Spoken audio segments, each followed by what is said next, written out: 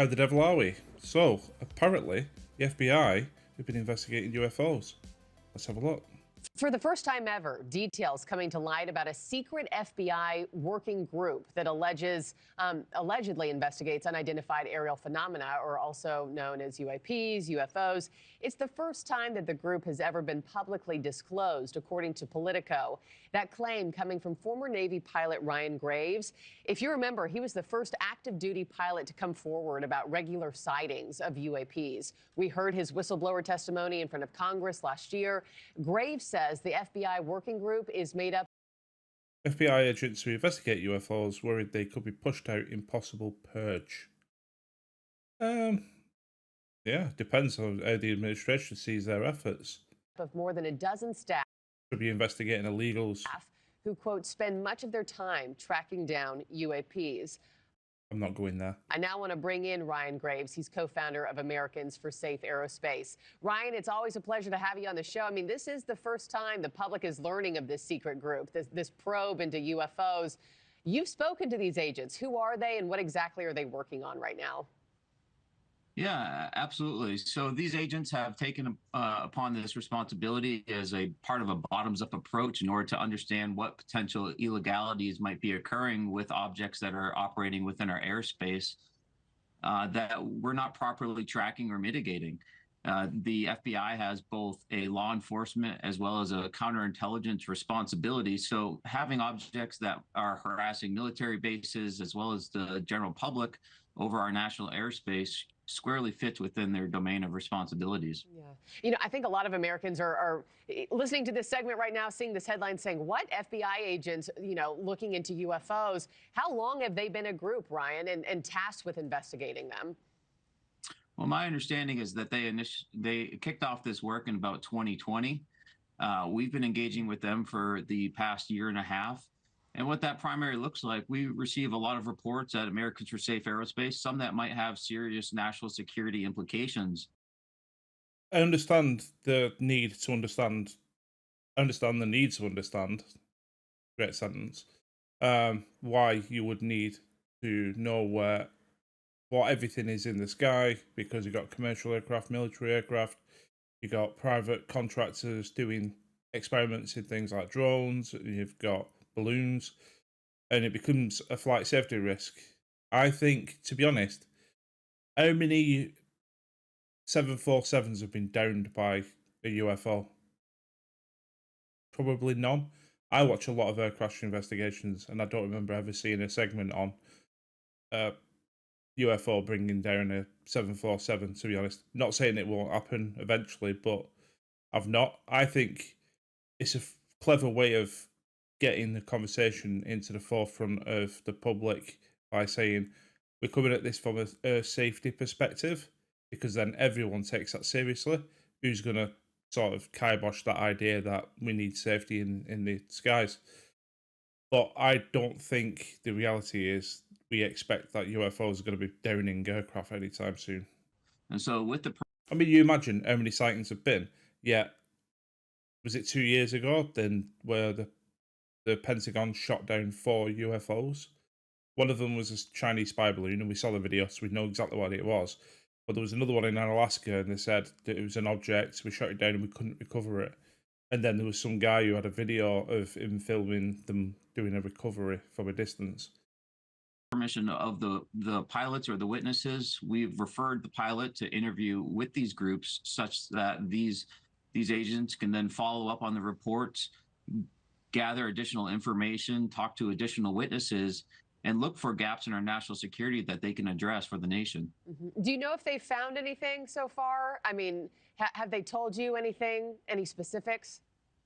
Well, of course, they're limited to what they can share with me about these ongoing investigations. I'm not read in or part of the group in an official capacity necessarily. We're essentially trying to do the right thing by ensuring these gaps don't go unmitigated. But from what I understand is that their investigations have been very fruitful, and they've been able to move the ball both in an unclassified and classified regime forward quite a bit. Mm-hmm. I look at these videos and I think when the Chinese and the Russians jets were basically buzzing the US aircraft, they came within 20 feet, 30 feet, and you looked at the videos that was got released the day after, and they were so clear, they were so crisp. Yeah, every time they release videos now, they're like little flashes like this, or very blurry, or it's through an imaging camera showing the thermal like infrared. I know they've got videos and they don't release them, and there might be good reasons why they don't, but it's just frustrating when you see videos being released and you go, is that the best that you've got? Absolutely not. And I understand several of them have told you that they're worried about losing their job in a Trump-targeted purge, since a lot of them worked on January 6th cases. You know, agents across the board have to fill out this question. Just tell Trump that they're basically Chinese drones, and you definitely won't be losing your job. In fact, it could possibly well be. So investigating what they are is paramount to national security, effectively. Questionnaire about their work on the Capitol attack. What are they sharing with you on that end, and what would your message to the White House be in regards to that? Yeah, you know, there are expected to be a number of purges within the FBI, and although this isn't a classified effort, it is a quiet effort within the bureau. And the fear was that these agents would get wrapped up into this larger removal of agents within the FBI and leave the UAP investigation essentially hung and dry where it is. Why would you purge the FBI? Don't tell me. I wouldn't know why you would purge the FBI. Why would you get rid? I mean, it's like defunding the police, which is a stupid concept. So my message would be to the administration is to recognize the fantastic People want to defund the police until they need the police, and then it's like you never get a policeman when you need one. work that these agents are doing for our national security, and to ideally, directly to Director Patel, to formalize this effort within the agency and resource them so they can continue and expand their efforts. You know, I mentioned right off the top, a lot of us heard your congressional testimony last year. You've given us a lot of time here at News Nation, which we're so appreciative of. You've sounded the alarm here on this network in the past, calling for more protections for whistleblowers who have come forward to testify before Congress about these UFOs. Ryan, where do your concerns stand now as far as whistleblowers being willing and able to speak out? I mean, if you work for Boeing, don't speak out. Was there not like 4 whistleblowers found unalived, as you can't say on YouTube now for the algorithm? Well, there absolutely is still concern from whistleblowers or and even just witnesses. I'll separate those two a little bit because whistleblowers may have classified information they wish to share, where witnesses may have critical information to a national security concern that is of interest to the FBI. I'm not aware of if or how specific any investigation into classified efforts go within the FBI working group, but the work that has been done with the witnesses has been incredibly fruitful. And I think a lot of our witnesses are very appreciative that there is a serious agency that's looking into their concerns. I wonder how much of it, though, is the FBI investigating witnesses with a view of uncovering potential whistleblowers. Maybe there is a sort of a dark element to the investigation that they're doing. Well, because let's face it, if you investigate UAP, the FBI is going to be no more effective than something like AARO if it was run correctly. well, we thank you and others for everything you've shared and done, and appreciate you kind of taking us a little bit more behind the scenes of this story that's coming to light. Ryan Graves, always good to have you, sir. Thanks. Thank you. Joe, what did you learn about this task force and what they're actually going to be examining? Well, it's definitely a novel idea. And look, Elizabeth, this is going to be taking on quite a bit of material here. The task force on the declassification of government secrets. As we heard the chairman of the House Oversight Committee, James Comer, and Congresswoman Anna Paulina Luna describe, they say it's basically going to be a force for transparency within the government. The problem is, all the government's got to do is come out and say, yeah, that's classified, that's technology, that's classified, national security classified. And they could say, yeah, this is a black project, it's one of ours. I suppose, though, if you're read in behind the scenes, you would have to say, well, read us into the program. At that point, you're going to go, shit, we're going to have to show them something now. Things that have been private for decades now, they say, should be released to the public. They say that President Trump was elected with a mandate for transparency and promises to do something like this. So they're trying to tackle a whole bunch of things all in one task force. So get ready. This is the assassinations of JFK, RFK, MLK, UAPs, and USOs, so underwater submersible objects, the origins of COVID, the Epstein client list, and 9/11. The origins of COVID. I think the World Health Organization probably knows the origins of COVID, which is why I think Trump wanted to defund them, because they wouldn't come out and say, yeah, it was basically grown in a lab in Wuhan, China. Thing that the CIA has not released relating to 9/11. So this is quite a list here, quite an agenda for. Off that list, the one that really I'm interested in, obviously, is UAPs and USOs. But the 9/11 files, Epstein client list, I'd be really interested to see who's on that list. For one task force. Now, important to note, they do not have subpoena power. That's important because they cannot command by law that any agency, whether it be the FBI, CIA, or otherwise, hand over documents. But the Oversight Committee does have that power, and Chairman Comer, standing right next to Luna there, said that if this task force needs it, he would be willing to have the committee issue subpoenas whenever necessary. Take a listen to what else they said here this morning. The biggest information problems that we've had with UAPs is the amount of stonewalling, stovepiping, and also it seems that there is this push to gaslight the American people into looking at the evidence and then not fully believing it. Why is it that members of Congress who are given a top secret security clearance are being denied access? I don't think the general public cares too much about things like the UAP and USO phenomena.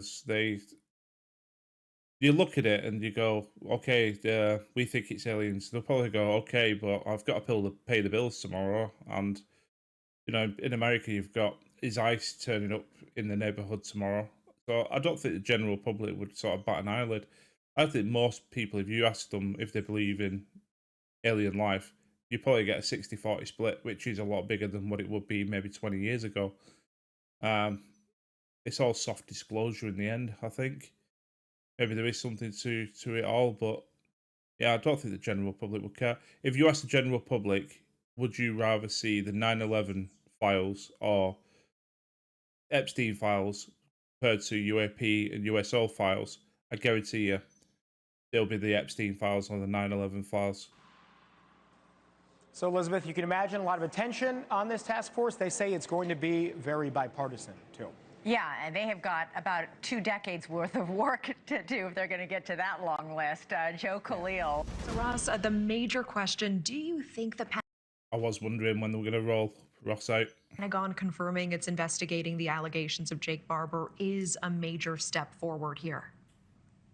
It's an incremental step forward. I think it's important because we do know that the new director of AARO, the Pentagon's UAP investigation office, a chap called Dr. John Kozlowski, were assured he's very serious about investigating the phenomenon. And he admitted to the Congress under oath late last year that he was indeed now talking to first-hand whistleblowers.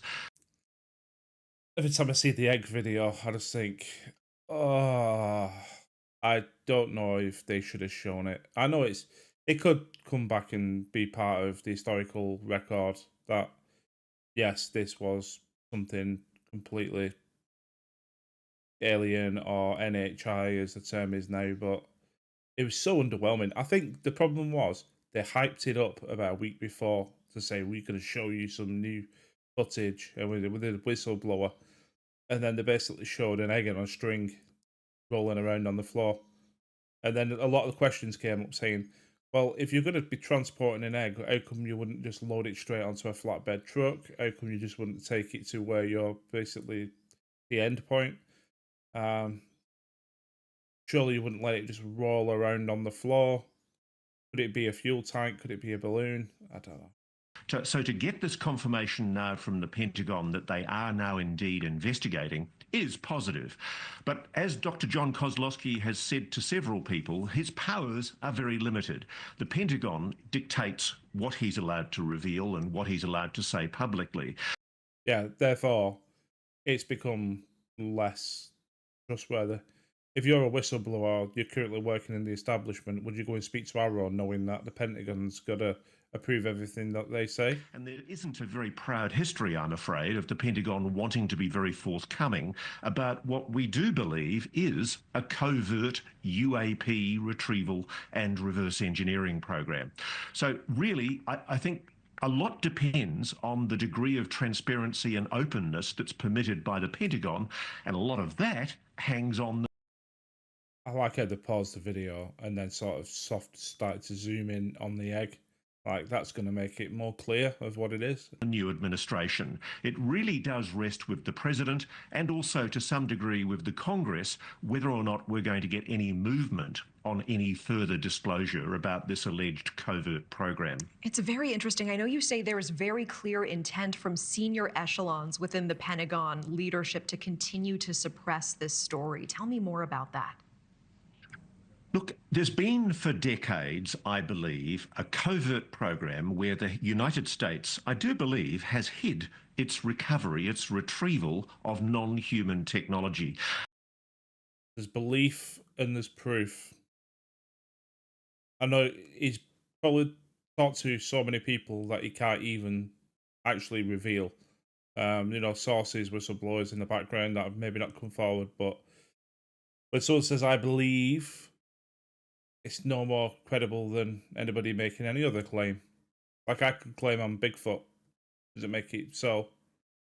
Probably got the features of Bigfoot, to be honest. I know a lot of people will roll their eyes and scoff at such a notion, but the evidence is now getting pretty overwhelming that this is real. There have been noises from very senior people in this new administration, including the new DNI, Director of National Intelligence, Tulsi Gabbard, the head of the CIA, John Ratcliffe, and also the head of the FBI, Nash Patel. These people have all indicated their willingness to investigate the UAP issue. What's interesting, though, is that the Pentagon recently came back with an answer to the White House on the drone incursions that you and I have spent a lot of time talking about, and they tried to explain them away as FAA, Federal Aviation Administration, authorised drones, that this was somehow some kind of authorised drone program. I mean, it could be, and there could be a reason why they wouldn't tell you what it was. Like, for me, for a government to come out and say, we don't know what these drones are, but we're not worried about them, we're not going to shoot them down, then you'd go, well, they're buzzing military bases.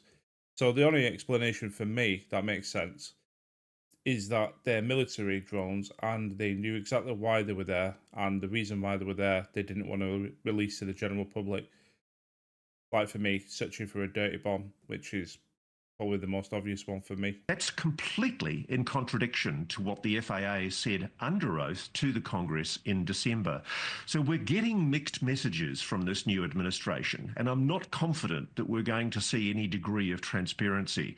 A lot rests, for example, on whether Anna Paulina Luna, the congresswoman who's launched this new transparency committee, is going to be allowed to. They actually showed Jake Barber there, who is a whistleblower, who said he was an helicopter pilot who retrieved egg-shaped. That video is not his, by the way. They showed it in the same segment, but it turns out it was not his video. But yeah, he retrieved sort of NHI tech, or what he believed was NHI tech. But a lot of the comments when that video came out, and I didn't realize at the time, but he doesn't blink. Or he rarely blinks. And when they showed that clip, and I think they had it on a loop, he didn't blink once. So. Ask the tough questions in a public hearing, and whether the new president, President Trump, is indeed serious with his promise to get to the bottom of the UAP mystery. So far, I'm a little bit skeptical, but we'll wait and see. Okay, yeah, wait and see for sure. I want to return to some of your thoughts on some of the government operations that Barber was a part of. Here he is speaking about his work on what he calls the range. Let's listen. To be fair, though, if you want to get Trump involved, just say, we've got aliens in the US, Mr. President, and they don't have papers. He'd be all over it. Sorry, I shouldn't laugh. A lot of the work we did was on what I call the range, where the U.S. government and its private partners use to test all kinds of things, weapon systems and resilience to weapon systems of certain craft. And so you see a lot of exciting things. Ross, in your experience rigorously covering so many UAP-related stories now, how does Barber's account compare to other whistleblower testimonies? It totally correlates. I mean, Natasha, the reason I'm so sure about Barber telling the truth is because I was referred to Mr. Barber by people inside the legacy program, scientists who are frustrated that they think the public should have a right to know. Every time you hear whistleblowers, it's always ex-military personnel or people, I don't know, like Christopher Mellon, who might have got wind of certain aspects. Never the people who are touching the actual tech, the scientists.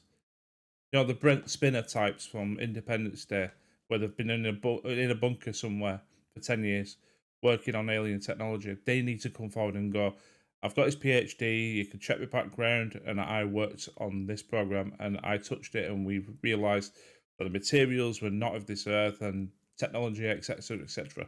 Never hear anything about scientists coming out. This information, that they say there's no good reason for the continued secrecy. And one of the problems with the military and the intelligence... Maybe because we just can't replicate the technology anyway. Intelligence community is often they maintain secrecy for frankly no good reason. I do think that we're on the edge of a possible disclosure if this new government decides to be candid, and I think there's really no good reason why the continued secrecy should continue in the way it has. The government does have the opportunity to finally once and for all admit that we are not alone, that there is indeed an advanced intelligence of a non-human nature engaging with this planet. I really hope there is an intelligence engaging with this planet, because I don't think there's any intelligence here. But whether the Pentagon wants to admit that or not, there is a certain inevitability, because Jake Barber and his team at Skywatcher are now trying to replicate what they did on the range privately with the backing of private equity. For more on all of this, we're bringing in News Nation special correspondent Ross Coulthart. Ross, it is always so good to see you. Let's start with what Representative Burchett says that an admiral told him, an extremely fast-moving underwater UFO. What do you make of this? How does this line up with accounts that you have heard? And do you think we'll see more people in high-level positions coming out with these accounts of UFOs? G'day, Natasha. Lovely to speak to you again. Look, I've heard this story before. I've heard multiple accounts of objects moving at ridiculous speeds underwater. I've actually spoken to submariners in both the American military and also the Australian military who've told me that they've recorded objects moving at over 1,000 kilometres an hour. Yeah, I mean, I would say that's more likely non-human technology, because any country that's got the ability to move something underwater at 1,000 kilometers an hour, which is, I'm not even going to try to calculate miles per hour. Is it 1.6? So 1.6. So 1,600 kilometers will be 1,000 miles an hour. Underwater. That's faster than the speed of sound in the air. I mean, speed of sound 760 miles an hour, is it? It's quite extraordinary. There are weird, anomalous objects now being acknowledged by the United States government, and we have this weird disconnect where, yes, they admit that these objects are real, whatever they are, but they refuse to reveal the secrets that they have, which we know they have behind all of this. And obviously last week we went very public with a major story where we revealed a whistleblower who actually flatly alleged that the US government is fully aware of these UAPs, these unidentified anomalous phenomena, that they are some form of non-human craft.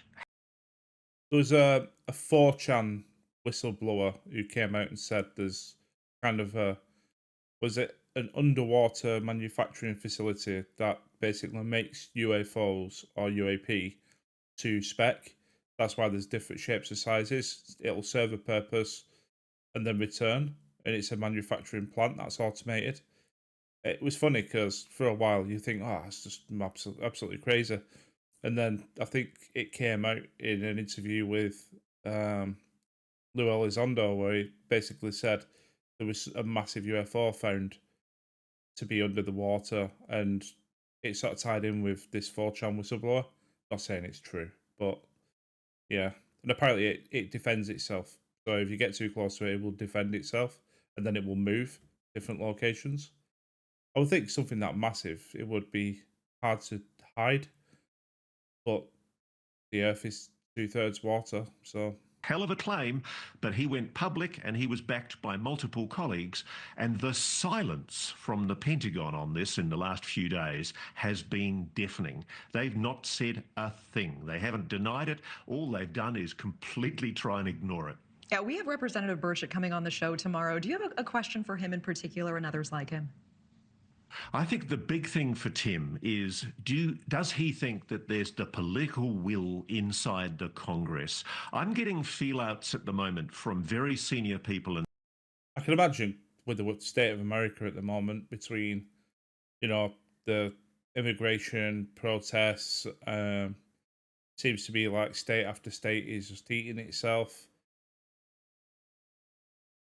It feels like Congress have got bigger fish to fry, and this is just going to get thrown further down the pecking order. The Trump administration, especially in the wake of my interview with Don Trump Jr.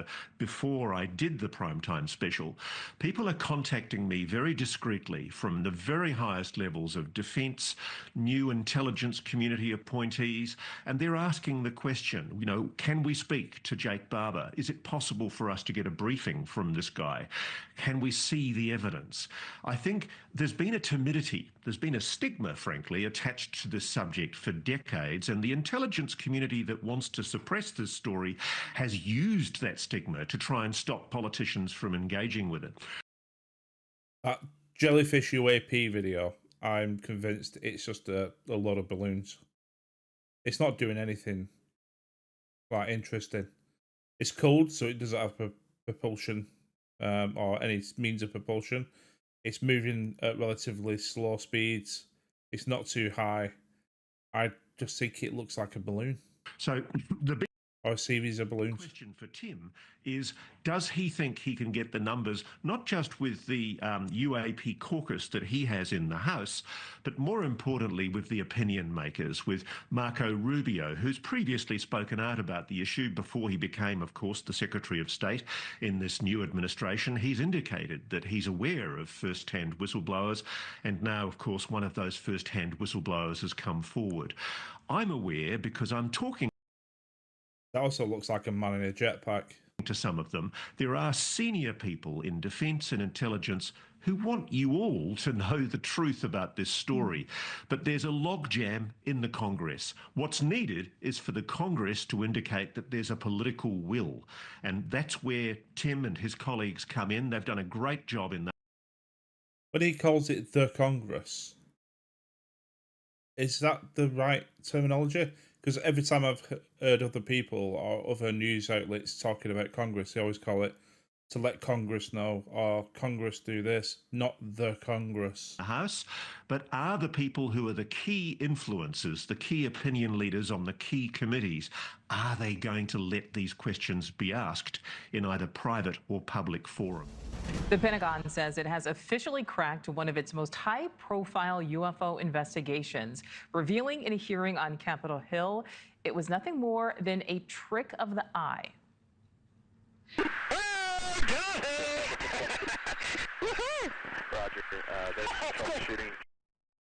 So that video, known as the Go Fast video, was released to the public in 2017, showing what appears to be an object flying at an incredibly high speed.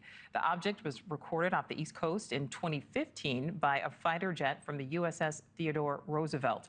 Earlier this week, the director of the Defense Department's All-Domain Anomaly Resolution Office testified on the case, saying the object was not out of the ordinary, but rather caused by an illusion. Looks like an object flying very fast over the water, very close to the water. We assess with high confidence that the object is not actually close to the water, but is rather closer to 13,000 feet. A trick of the eye called parallax makes it look like the object is moving much faster. All right, so let's bring in Nick Pope, who... So it was traveling at 13,000 feet at 39 knots.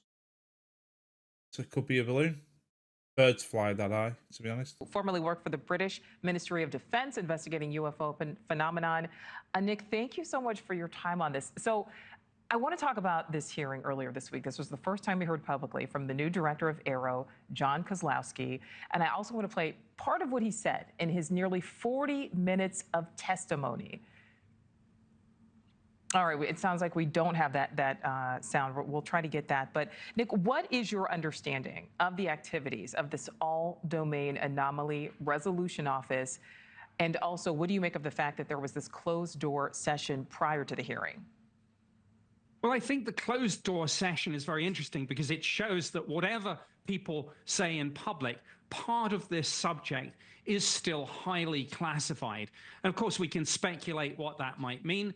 Skeptics say it probably just means that they're talking about secret prototype aircraft and drones. Believers say it might have something to do with extraterrestrials. But I regard this hearing this week as being good news. AARO is doing their job. And if they manage to successfully explain some of these cases, particularly high-profile ones like... But they have to show the workings. It's like, you know, when you're at school and you can work something out in your head, but you've got to show how you got there, so you've got to show your workings. AARO has got to do the exact same thing. You can't just turn around and say, we think this is a balloon, or we think this is a bird, or, I don't know, a drone, something like that. You've got to say, right, okay, how did you come to those conclusions? Because how you came to those conclusions is as important as a conclusion itself. That's good news, because then they can move on to the ones that even by their own admission, they can't explain. And I think one of the most important pieces of testimony that AARO's director gave this week to the Senate was the fact that they do have on their books some very interesting and anomalous cases that even the combined resources and capabilities of the intelligence community cannot currently solve. So, Nick, in a newly released report, the Pentagon office says it has, quote, no indication or confirmation that UFO reports are, quote, attributable to foreign adversaries. What are your thoughts? What is your interpretation of that, Nick?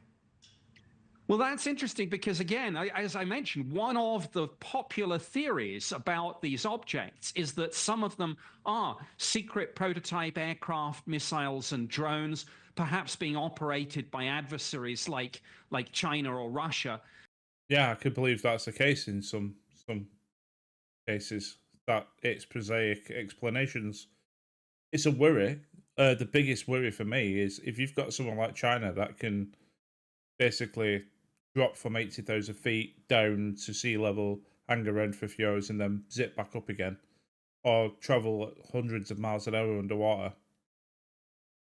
The US and the West have got no chance, absolutely no chance in a conflict. In an intelligence gathering role against strategic US military assets. That theory seems to have been taken off the table, which is interesting because it does then narrow the focus and mean that we can really concentrate on trying to solve the cases and say, look, could some of this really be extraterrestrial, as the believers say, or is it all optical illusions like parallax effect that was mentioned this week, or sensor errors, perhaps? And this is why AARO is going to ramp up its efforts to work, for example, with the scientific and academic community, something which is long overdue, by the way. Yeah, and to be fair, with AARO, the previous leadership in AARO being completely against the subject and bored about being there, it seems to me that AARO has got one last opportunity to actually come out and do some really good work.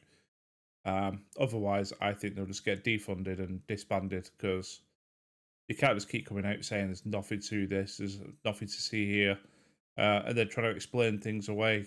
I mean, they've explained that video saying, oh, that the pilot saw something and it looked like it was close to the water. It was actually traveling at 39 knots, which isn't fast, and at 13,000 feet. That's fine, but it still doesn't explain what it was. So, Nick, what do you think is the answer here? Do you think there is real proof of something, whatever that something may be? We don't yet have a smoking gun to say any of this is extraterrestrial, but yeah, by their own admission, AARO are getting more and more cases. Next year, one of the big revelations this week is that they're going to open up reporting to the public. And we know every week I receive photographs and videos of these things. And you know, it only takes one of these cases to be the real thing, to be, for example, something genuinely extraterrestrial, and it will change.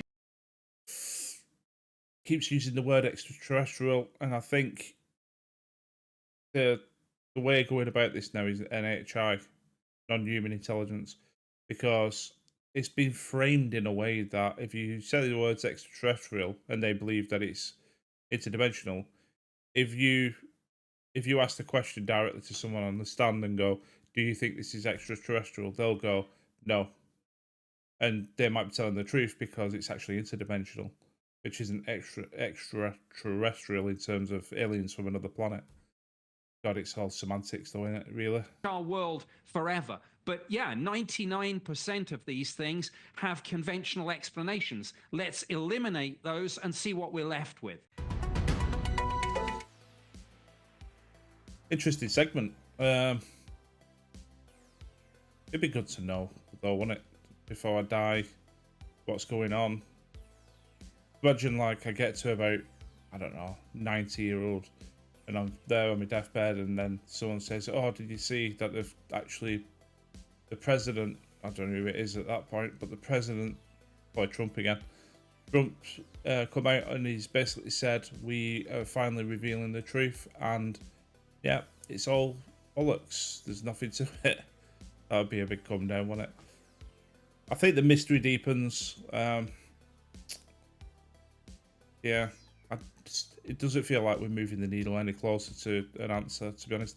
I think there's been a big shift in the public perception. It's not quite as seen as, what's the word? It's not seen as woo or farcical as it used to be. So that's good. But yeah, I just want to get some answers, don't we, in the end? All right, we'll see you on the next one.